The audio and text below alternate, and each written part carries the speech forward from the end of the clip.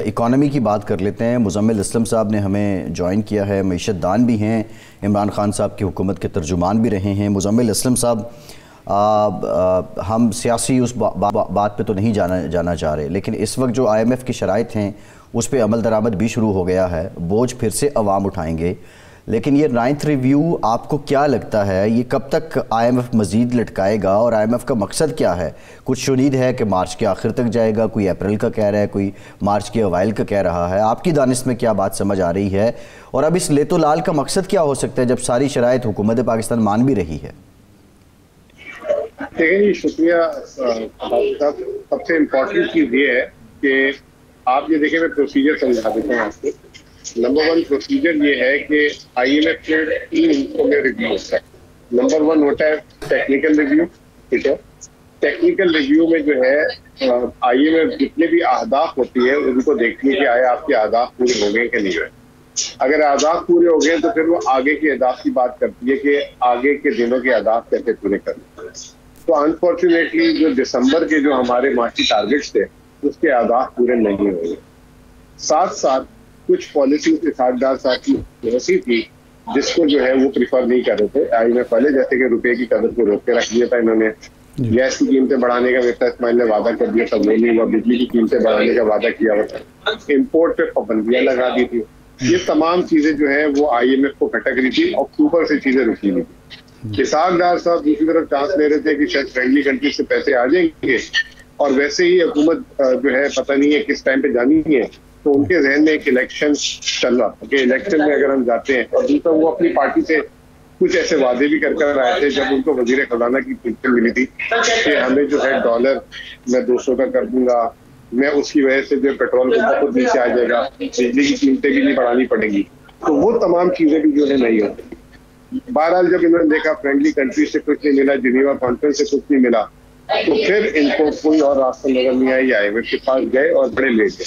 अच्छा, अब जब उनके पास आप गए तो उन्होंने भी कहा अच्छा बच्चों आप हमसे खेल रहे थे तो अब हम आपसे खेलते हैं। तो उन्होंने जो तमाम वो चीजें थी जो पहले उनके दिमाग में नहीं भी थी वो उन्होंने सही है। मैं मुज़म्मिल साहब आपकी तरफ दोबारा आता हूँ, आपकी तरफ मैं दोबारा आता हूँ। इरशाद साहब, अब ये तो मुज़म्मिल साहब जो बता रहे हैं ये सबको पता है कि मिफ्ता साहब ने किसी न किसी तरह IMF को कन्विंस भी कर लिया था और मिफ्ता साहब ने पाकिस्तान के उन लोगों को भी कन्विंस कर लिया था जिन्होंने इस मुल्क को रोज़गार देना है कि डॉलर अभी और ऊपर जाएगा, आप उसके हिसाब से अपने ऑर्डर्स लें। डार साहब क्या इस बात को रीड नहीं कर पाए कि अब माइंडसेट वो नहीं है जो 10 साल पहले का था या 90s में था, या डार साहब ओवर कॉन्फिडेंट हो गए कि सऊदी अरब भी आ जाएगा, UAE भी आ जाएगा, कोई ना कोई हमारी मदद कर देगा? देखिए, 2 चीज़ें बिल्कुल वाज़ेह हैं। एक तो ओवर कॉन्फिडेंट थे डार साहब, वो अभी तक पाकिस्तान को उस नज़र से देखते हैं जो पाकिस्तान 1999 में था, 1995 में था, वो उससे आगे बहुत मुश्किल है उनके लिए। हर इंसान की अपनी एक ख़ास एज ग्रुप में वो लिव करता है, जितना भी हो जाए वो रहता वहाँ है। एक तो ये मसला था। दूसरा था इलेक्शन का। बार बार हमें ये इत्तला मिल रही थी कि जी अब भी इलेक्शन मसलन ये अब तो आ गया है ना। बाजवा साहब ने कहा कि हम चाहते थे कि जी दिसंबर में इलेक्शन हो जाए, तो डार साहब, नवाज शरीफ साहब उनको कह रहे होंगे कि जनाब दिसंबर में इलेक्शन में जाना है तो फिर इतनी मुसीबत मूल लेने की क्या ज़रूरत है। ये भी एक प्रॉब्लम था। और तीसरा जो डार साहब का और IMF का माजी का जो तजर्बा है वो कोई खुशगवार तजर्बा नहीं है। मालूम नहीं ये कैसे उनको नवाज शरीफ साहब ने मुसल्लत करके अपनी हुकूमत के लिए मुश्किलात पैदा की।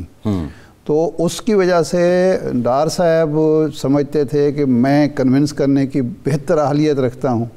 IMF वाले समझते थे कि ये वही डार साहब हैं जिन्होंने 99 में वो जो आदाद शुमार गलत दिए थे, जुर्माना भी अदा करना पड़ा था, तो उनका मिसट्रस्ट जो था वो मौजूद था। तो कई चीज़ें इकट्ठी हुई जिसकी वजह से ये मुश्किल। बिल्कुल ठीक है। मुज़म्मिल साहब, अब देखिए ये तो सारी बात जो आपने अब सारा बैकग्राउंड भी बताया है इसकी हमें भी समझ है, लेकिन अब ये जो लेट हो रहा है रिव्यू, कॉन्सिक्वेंसेस क्या होंगे, इसके असरात क्या होंगे पाकिस्तान? जब हमने शराइत मान ली तो फिर वो हमें 1 अरब 20 करोड़ डॉलर देने से क्यों इनकार कर रहे हैं या क्यों ताख़ीर कर रहे हैं, ये सवाल है बुनियादी। देखिए जी, इसकी वजह ये है कि जो डार साहब ने वादे किए वो पूरे नहीं हुए। अब रिव्यू का दूसरा हिस्सा आ चुका है। रिव्यू का दूसरा हिस्सा ये होता है कि वो आपको MEFP देते हैं, memorandum of economic foreign fiscal policies, ठीक है। वो जो कागज होता है, जो आपने उनसे शराइत, जैसे अभी बात की, शराइत आपने मान ली उनके साथ, अब वो जो है, जो आपकी जबानी बात हुई होती है, डायलॉग, वो कागज में आती है। जब आप उस कागज को देखते हैं और जब पढ़ते हैं तो बहुत सारी चीजें ऐसी होती हैं, जब दो लोग डायलॉग कर रहे होते हैं वो उस तरह कागज में नहीं होती, तो वो यूजुअली हुकूमत पाकिस्तान उसको 3, 4, 6 दिन लेती है समटाइम्स। लेकिन ऐसा होता है कि जिन चीजों पे बात नहीं हुई होती वो भी उसको डाल देते हैं। अच्छा। जैसे शौकत तरीन साहब के 6ठे रिव्यू में हुआ था।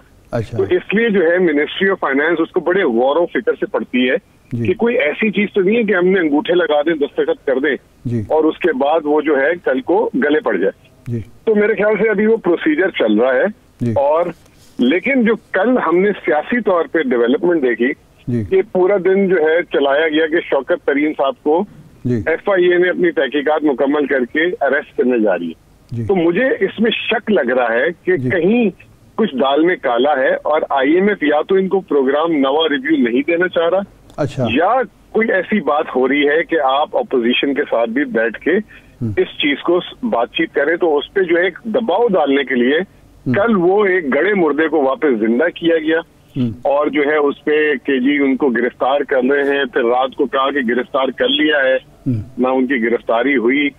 और वो जो है ये एक चीज तो शौकत साहब ने कल एक बयान भी दिया कि मुझे ऐसा लग रहा है कि ये हमें दबाव में लाने की कोशिश कर रहे हैं। और दूसरी तरफ आप मरियम नवाज का कल का स्टेटमेंट सुने, क्योंकि वो थोड़ी सी जो है कभी लूज कैनन में बोल जाती हैं वक्त से पहले।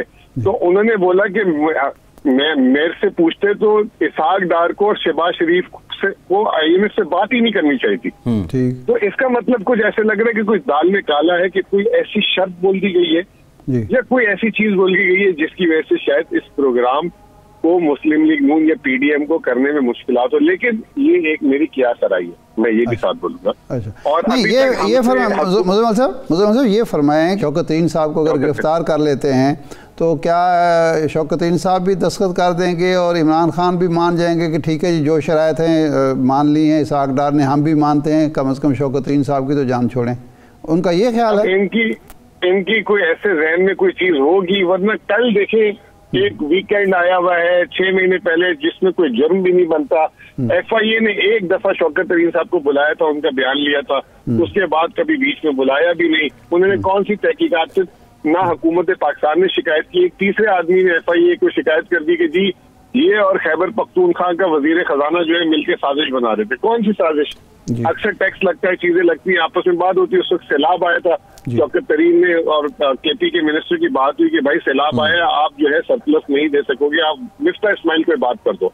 तो ये बात हुई है मिफ्ता इस्माइल को तो हर। लेकिन मुजम्मिल साहब अभी शौकत तरीन साहब हों या इमरान खान हों, उनके पास कोई पब्लिक ऑफिस नहीं है, कोई सरकारी ओहदा नहीं है, उनका किस कैपेसिटी में अंगूठा या दस्तखत चाहिए होगा? या आप कह रहे हैं कि उनकी सिर्फ वर्बल कमिटमेंट वो चाह रहे हैं?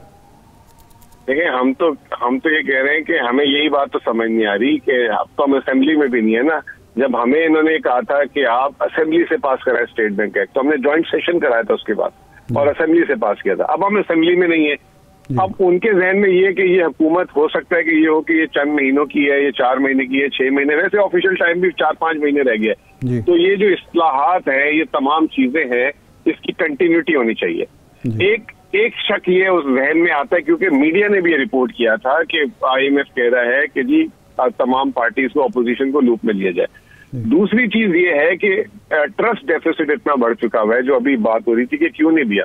तो शायद हो सकता है कि जिन जिन बातों पे इन्होंने एग्रीमेंट किया है, IMF कह रही होगी पहले आप वो तमाम चीजों को लागू कर दें, फिर हम आपको जो है दस्तखत स्टाफ लेवल एग्रीमेंट जिसे कहते हैं वो कर लेंगे, फिर उसके 2-3 हफ्तों में जो है बोर्ड मीटिंग हो जाएगी, आपकी रकम रिलीज कर देंगे।